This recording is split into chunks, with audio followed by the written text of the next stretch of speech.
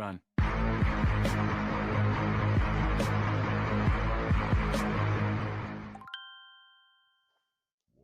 Warning. The following story contains graphic content. Viewer discretion is advised. The veil is thin. Come right in. Time is short. Let's begin.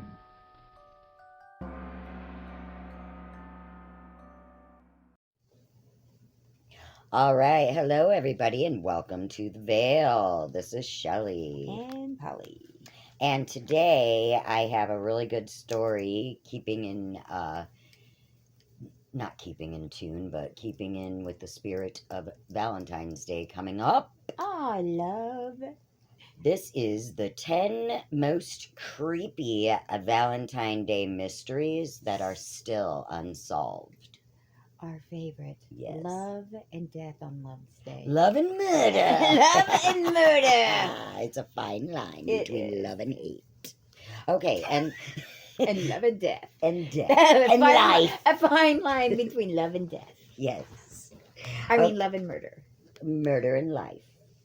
Death and what? Okay. I can't stop. Worms and birds.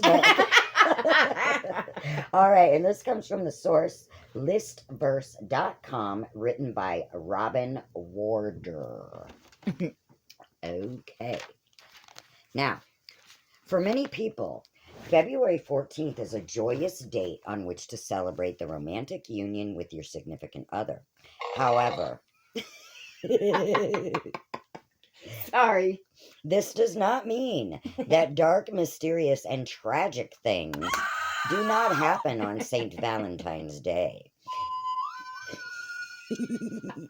In fact, one of the most infamous murders of all time even bears its name. In 1929... Valentine's Day Massacre. Check it out. My fave. In 1929, my very favorite massacre. Oh, God, I love it. My favorite massacre. It's all about love today. In 1929, a group of Chicago mobsters believed to be working for Al Capone gunned down 7 rival gang members in cold blood, and the incident forever became known as the St. Valentine's Day Massacre. And for more information on that, check out our episode on Legends, Lore, Hauntings.more, and I will put the link below if you want to learn more about the St. Valentine's Day Massacre. Now, here are 10 more stories of unsolved mysteries that just happened to take place on Valentine's Day. Appropriately, it's likely that some of these cases are the result of love gone bad. Whatever. Number 10! The murder of Jodi Sarin. On Valentine's Day in 2007, Hart and Lois Sarin went to visit their 39-year-old daughter, Jodi, at her condo. Jodi was mentally disabled, and even though she was able to live independently, she still required frequent visits from her parents to check on her. When the Sarins arrived at the condo that night, the lights were on, but they could not unlock the front door because the chain was latched. After the light was on, but no one was home. No. What is wrong with me? This is sad. It's a true I know. story. I'm sorry, but what is wrong with me? I thought the same exact things. Our brains are Oh rotting. my gosh. Well, we know where we're going when Right. we die. Sorry, go on. Literally. All right. So, after receiving no answer when they called out Jodi's name, Hart busted open the door. He walked into her darkened bedroom and was surprised to find his daughter having sex with an unidentified man. Hart told the man to get dressed and leave while both he and Lois waited in the other room. Or Well, Lois. duh. Sorry, that was a typo. Lois. Well, duh. All right, so after several minutes had passed, Jodi had not come out to meet her parents. The Sarins returned to the bedroom and were treated to a horrifying sight. I was going to say. Jodi's lifeless, nude body was now lying on the bed. She had been beaten and strangled to death. Incredibly, Jodi's killer had been brazen enough to murder her while her parents were still inside the apartment and somehow managed to sneak out before they discovered what he had done. It is also possible that the sex between Jodine and her killer was not consensual, and her parents unknowingly walked in on her while she was in the midst of being raped. That is horrific. Oh my gosh! Yeah, these are not funny stories. I'm sorry to bring you down, but this is awful. Yeah.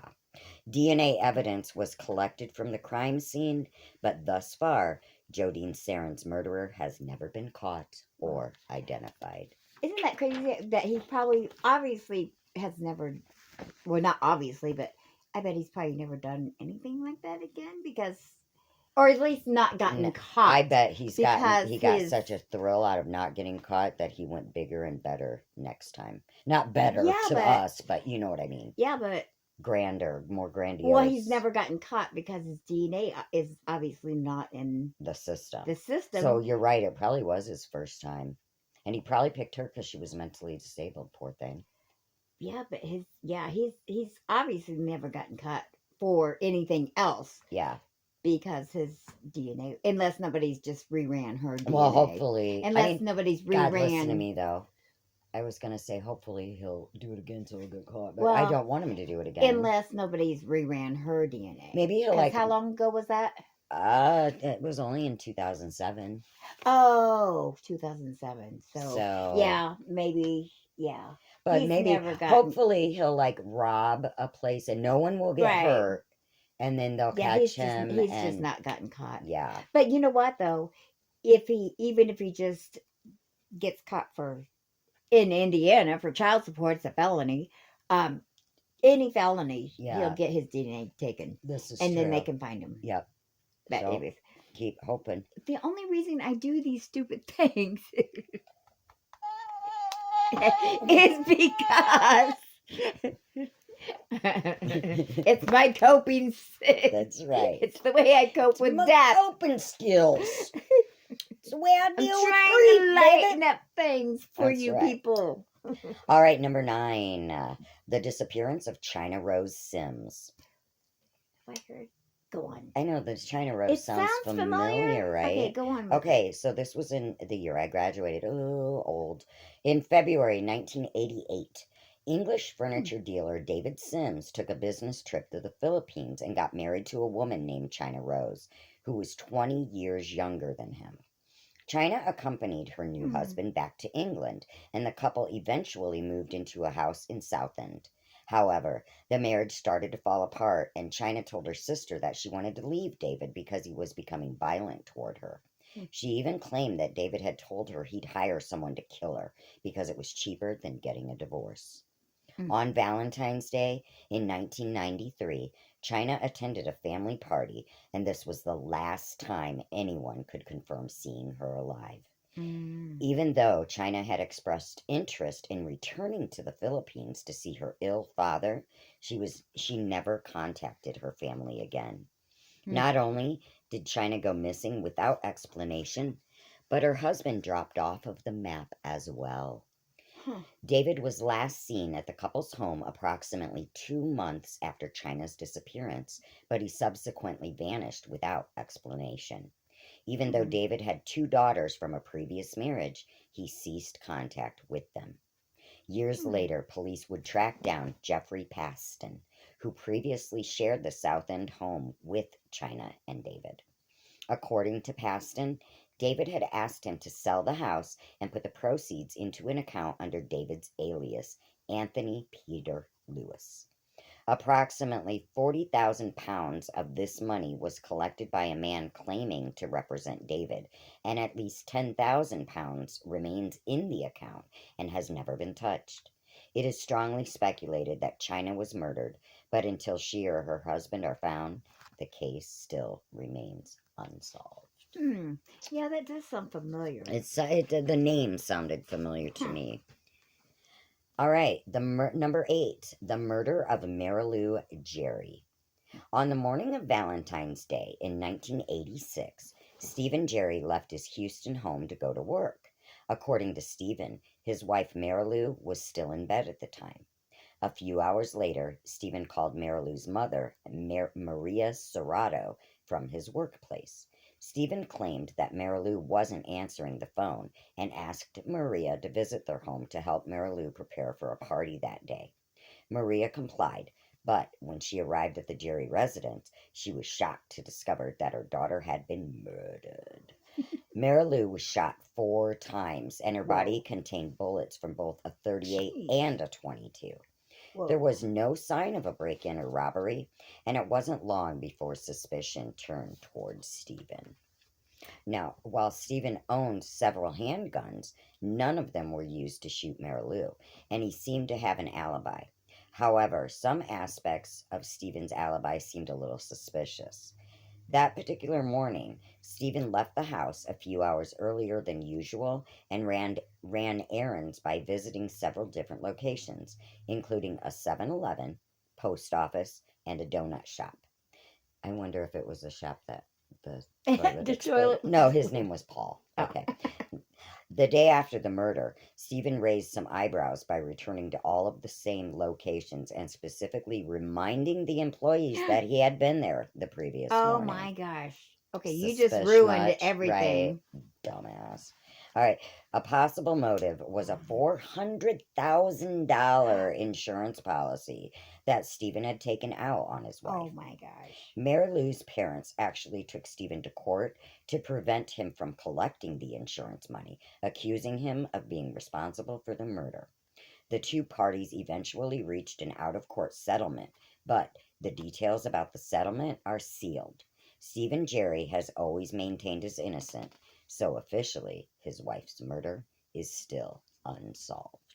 I bet it was suicide. Yeah, you think? Get it? What was it, 4 bullets? I'm sure it was suicide. A gun in each hand? Yes, it has to be. They were automatic, so, you know. Yeah, she really wanted to. No. That's horrible, though, honestly. That's Seriously. Really. I hope Yeah, that, but wow. I mean, What a way craziness. to It's frame crazy. somebody, though. Yeah. Use That's a crazy. semi-automatic. $400,000 policy, and then to go back into the store and say, "Remember me? Remember yesterday when you saw me, boss? Yeah. Yeah. No, but You're my seriously, alibi." but seriously, a semi-automatic gun. What a way to frame somebody. I- If you want to kill yourself and frame somebody, I don't understand. if you use a semi-automatic gun, if you have your finger on the trigger, it'll keep shooting. Oh. So it'll look like. Okay, I don't know. Sadly, it'll still be in your hand though, so it's obvious it was you that did it. Yeah, but couldn't they take it and put it in their hand?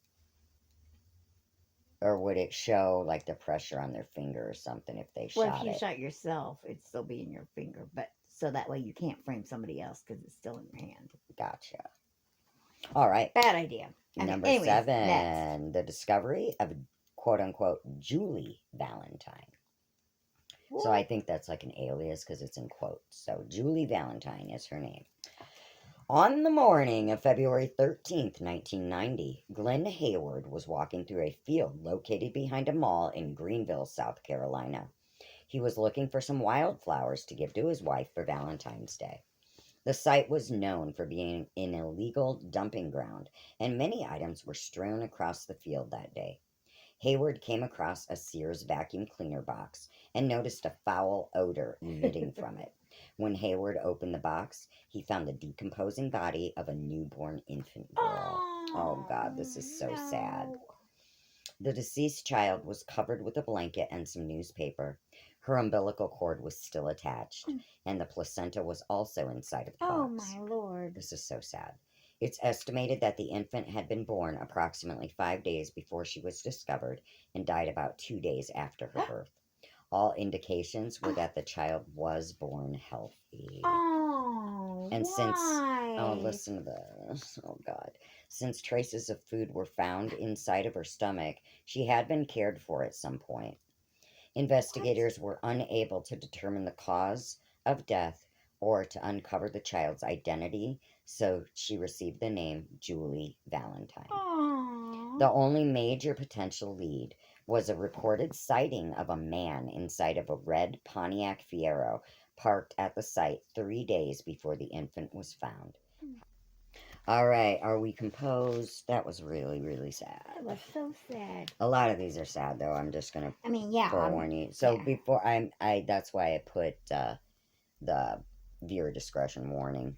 Yeah, for our viewers, the Veil is really more deep than our Legends. Legends is more like fun-hearted and stuff. The Veil, we're It's talking about fun some murders. No. fun murders. No, but these are like the Veil gets into it. So, all right, number 6, the murders of Nicholascilman and Stephanie Hart. On April 20th, 1999, one of the most infamous school shootings of all time took place at Columbine High School in Colorado, and 13 innocent victims were murdered. The community was plagued by the senseless shooting deaths of 2 more teenage students 10 months later. At the time, 15-year-old Nicholas Kunzelman and his 16-year-old girlfriend, Stephanie Hart, were sophomores at Columbine, and Nicholas worked at a Subway sandwich shop near the school.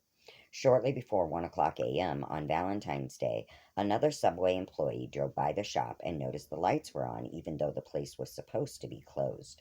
When the employee went inside, she discovered that Nicholas and Stephanie had both been shot to death behind the counter. Nicholas had been working the night shift, and Stephanie stopped by the shop to visit him while he closed up. At some point, they were ambushed by an unknown assailant. In an eerie coincidence, one of the original Columbine victims, Rachel Scott, just happened to have been employed by the same Subway shop at the time of her death. Isn't that weird? Wow. The only lead was a sighting of an unidentified man in a red jacket walking away from the store shortly before the bodies were discovered. Since nothing appeared to be stolen, robbery didn't seem to be the motive.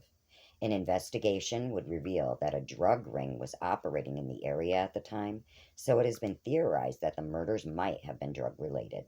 In fact, Stephanie's mother even made a failed attempt to sue the shop's owner, alleging that he allowed illegal drug activity to take place on the property. After 16 years, authorities have still been unable to determine who murdered Nicholas Kunzelman and Stephanie Hart. That's crazy. They went to Columbine, though, and it happened a couple months after this. And then the one girl also worked there that got killed at Columbine. All right, number 5, the disappearance of Moren Fields. In 2006, 41-year-old Moren Fields seemed to be very perturbed when she showed up for work on Valentine's Day at the Wells Fargo Bank in Pahrump, Nevada. Maureen was in the midst of a troubled marriage to her allegedly domineering husband, Paul Fields, and told her coworkers that, quote-unquote, something's going to happen. The following day, Maureen went missing. Okay. So, according to her husband, that was a little late. According to her husband, Maureen left their residence that morning to go to work, but she never arrived. One day later, Maureen's abandoned vehicle was found stuck in the sand in a remote section of the Mojave Desert near Death Valley. Her purse and several other belongings, including a pair of pantyhose, were left behind, and there was also a blanket on the ground with traces of blood and vomit. Since an empty Xanax pill bottle was also found, there was initial speculation that she might have wandered into the desert and committed suicide. You just were talking about suicide. That's so weird. However, her body never turned up. And since the pill bottle was wiped clean of fingerprints, it seemed like the scene was staged.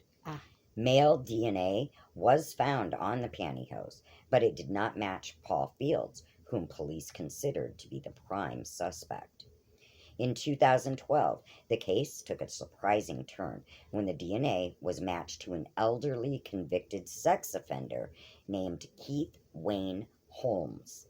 When questioned, Holmes claimed that he had had consensual sex with Maureen before leaving her alone in the desert. That's what. Oh, yeah, because... Okay, thanks for the good time. Wham, bam, thank you, ma'am. Bye, I'm going to leave you to die in the desert. Yeah. Yeah, what a great date. Because that's what I always do. That's my dream boat, right? That's what I've always dreamed of. Smooth talker, you. You, Casanova, you. Holmes also claimed to know Paul, but by this point he was suffering from dementia and couldn't provide any concise answers. Holmes died in prison hospice care in April 2014. Paul Fields continues to be the prime suspect in his wife's disappearance, but the actual details of what happened remain unclear. All right, number 4, the mysterious death of Antonio Saldivar. At approximately 6 o'clock p.m. on February 14th, 2014, 17-year-old Houston teen Antonio Saldivar borrowed his mother's car to go visit his girlfriend. He was planning to deliver a teddy bear to her as a Valentine's Day gift. Antonio wound up missing his curfew that night, which led his mother to repeatedly call and text his phone. At 4 o'clock a.m., Antonio finally answered his phone and let his mother know he was on his way home. Within a half an hour, Antonio totaled his mother's vehicle by crashing into a concrete pillar. Antonio was nowhere to be found at the accident scene, but strangely, his shoes were left behind in the car. What? Antonio remained a missing person until February 27th, when an employee from a Texas port recycling scrap metal plant discovered Antonio's body, which was trapped underwater beneath a dock inside a Houston ship channel. He was found approximately 2 miles from the accident scene. It's possible that Antonio became disoriented after wandering away from the scene and drowning, but a lot of strange details just didn't add up. Antonio never actually made it to his girlfriend's house that night, and the Valentine's Day teddy bear was found inside of his pants between his legs. Right? Uh-huh. One witness told police that they saw a dark SUV run Antonio's car into the pillar.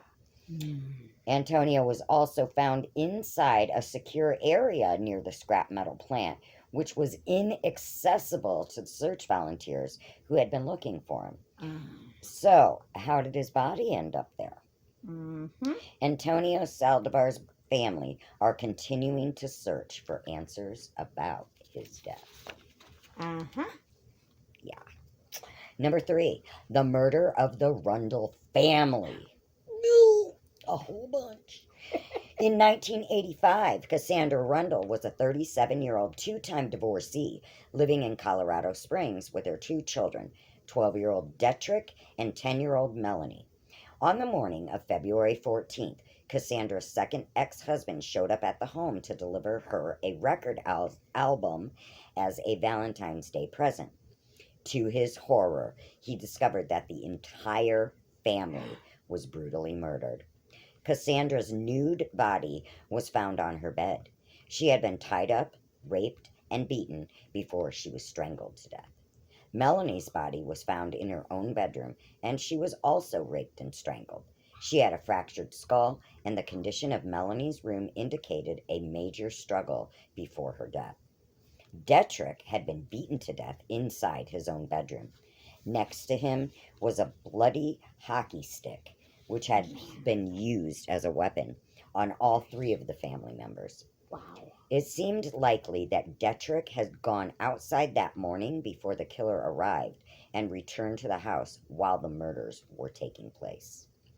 In the months before her death, Cassandra had taken out personal ads in a local newspaper. She received more than 80 responses and made contact with several men, but no evidence could be found to link any of them to the murders. Suspicion has also been directed at a former soldier named Philip E. Wilkinson, who is currently sitting on death row in North Carolina for the 1992 triple slaying of a mother and her 2 children. That crime bore some similarities to the Rundle murders, but Wilkinson has never been connected to the case. As it is, these horrific murders still remain unsolved over 30 years later. Number 2, the disappearance of Marcy Jo Andrews. I need to get a sip of coffee. Pardon me, talk amongst yourselves. Mingle, mingle, mingle, mingle. Me. Okay. Day. Okay. That was gay. All right. The disappearance of Marcy Jo Andrews. In 1984, 24-year-old Marcy Jo Andrews and two of her female friends spent Valentine's Day attending a party at the Chicago apartment of Casey Nowicki. Nowicki was driving the women home when he crashed into a viaduct, injuring Andrews' ankle. Nowicki gave his car keys to Andrews' friends and asked them to call a tow truck while he took her to the hospital in a taxi. Later that night, the women called Nowicki's apartment and spoke with Andrews, who sounded frightened and claimed Nowicki never took her to the hospital. This would be the last time Andrews' friends ever heard from her. Over the next few days, they made repeated attempts to visit Nowicki's apartment, but he claimed Andrews had already left and refused to let them inside. When police were notified, Nowicki told the same story and denied all knowledge of Andrews' whereabouts. In 2000, Nowicki was finally charged with Andrews' murder. The prosecution's theory was that Nowicki took Andrews back to his apartment and drugged her with THC so he could repeatedly sexually assault her. The prosecution produced numerous witnesses who claimed to have seen Andrews in Nowicki's apartment in the day following the accident. One witness, Michael John Panisi, testified to seeing a nude Andrews handcuffed to a radiator and later seeing her lying dead on the floor. Panisi claimed that Nowicki gave Andrews a deliberate THC overdose before disposing of her body. Nowicki's defense team argued that the prosecution's witnesses were unreliable since most of them had criminal records and were offered deals in exchange for their testimony. Nevertheless, Nowicki was still convicted of rape and murder and sentenced to life imprisonment. In spite of this, Mary Jo Andrews' body has still never been found.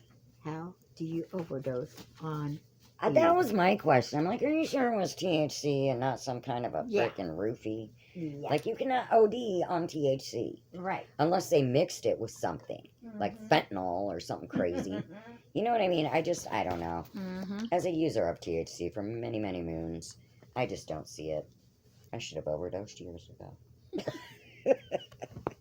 Okay, it's legal in Michigan, y'all. All right, number one. The number one unsolved murder of the day. Oh, that's not what I thought it was going to Is be. the murder of Billy Trimbach. On Valentine's Day, 1992, Billy and Cindy Trimbach were married in Stoneham, Colorado. On the date of their first anniversary, Billy was shot to death and found by the side of a frontage road outside of Wiggins, approximately 50 miles away from Stoneham. In an odd twist, the sheriff who investigated the case just happened to drive past some old road, or the same road, shortly before Billy was found. He remembered seeing multiple vehicles at that exact spot and may have unknowingly driven past the killer while they were disposing of Billy's body. The investigation eventually turned towards Cindy Trimbach, who had collected a $500,000 life insurance policy on her husband's death. Isn't that like $500,000? Can I just say cha-ching? Yeah. Can't even find it. Where's the cha-ching button? I don't think there is one. All right. Well, physical evidence. Boo. Physical evidence was also found inside of Cindy's car to suggest that Billy's body may have been in there at some point. The cloud. Isn't that her husband? Well, yeah. He's going to be in her car. But. You mean as a dead body? As a dead body. Like, let's read that again different. because let me just clarify.